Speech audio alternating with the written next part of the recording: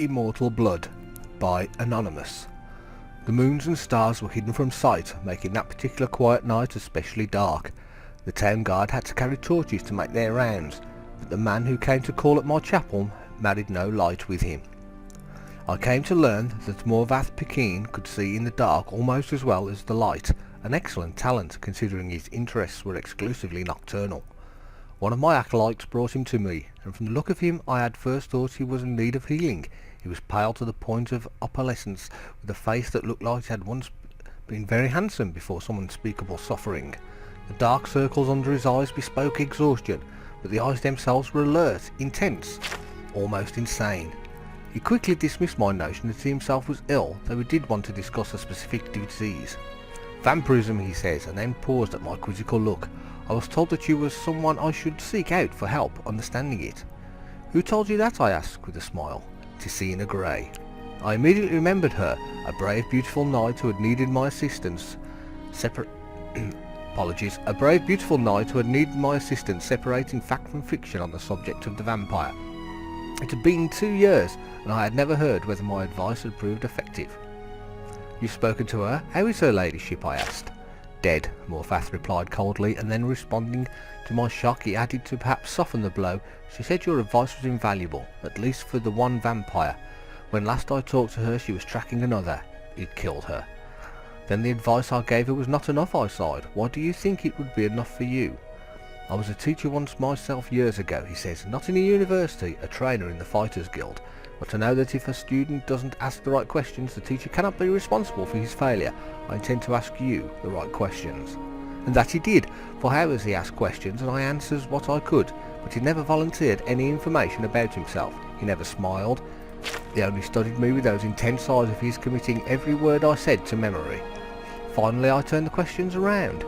You said you were a trainer at the Fighters Guild. Are you an assignment for them? No, he said curtly, and finally I could detect some weariness in those feverish eyes of his. I would like to continue this tomorrow night if I could. I need to get some sleep and absorb this. You sleep during the day? I smiled. To my surprise he returned the smile, though it was more of a grimace. When tracking your prey you adapt these habits. The next day he did return with more questions, these ones very specific. He wanted to know about the vampires of Eastern Skyrim. I told him about the most powerful tribe, the Volkihar, paranoid and cruel, whose very breath could freeze their victims' blood in their veins. I explained to him how they live beneath the ice of remote and haunted lakes, never venturing into the world of men except to feed. Morvath Pekin listened carefully and asked more questions into the night until at least he was ready to leave. I will not see you for a few days, he says, but I will return and tell you how helpful your information has been. True to his word, the man returned to my chapel shortly after midnight 4 days later. There was a fresh scar on his cheek, but he was smiling, that grin but satisfied smile of his. Your advice helped me very much, he says, but you should know that the Volkihar have an additional ability you didn't mention. They can reach through the ice of their lakes without breaking it. It was quite a nasty surprise being grabbed from below without warning. How remarkable, I said with a laugh, and terrifying. You're lucky you survived. I don't believe in luck, I believe in knowledge and training. Your information helped me, and my skill at melee combat sealed the bloodsucker's fate. I've never believed in weaponry of any kind. Too many unknowns. Even the best swordsman has created a flawed blade, but you know what your body is capable of. I know I can land 1,000 blows without losing my balance, provided I get the first strike. The first strike, I murmured, so you must never be surprised. That is why I came to you, said Morvath.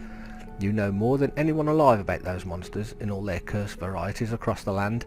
Now you must tell me about the vampires of northern Varlenwood.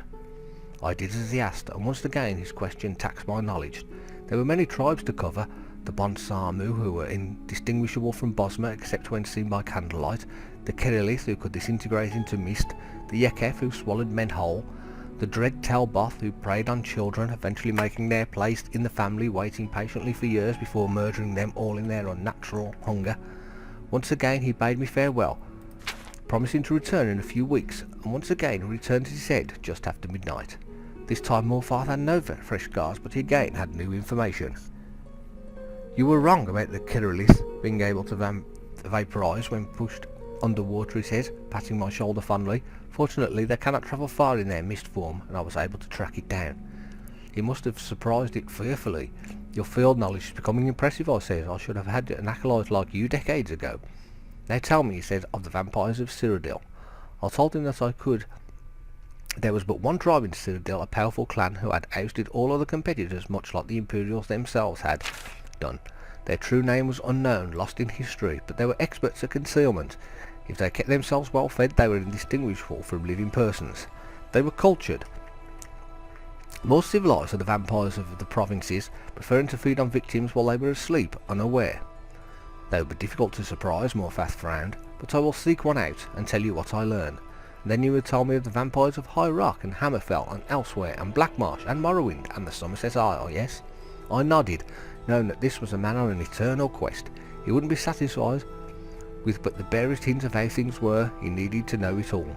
He did not return for a month, and on the night that he did I could see his frustration and despair, though there were no lights burning in my chapel. I failed, he says as I lit a candle. You were right. I could not find a single one. I brought the light up to my face and smiled. He was surprised, even stunned by the pallor of my flesh, the dark hunger of my ageless eyes, and the teeth. Oh yes, I think the teeth definitely surprised the man who could not afford to be surprised. I haven't fed in 72 hours, I explained as I fell on him. He did not land the first blow or the last.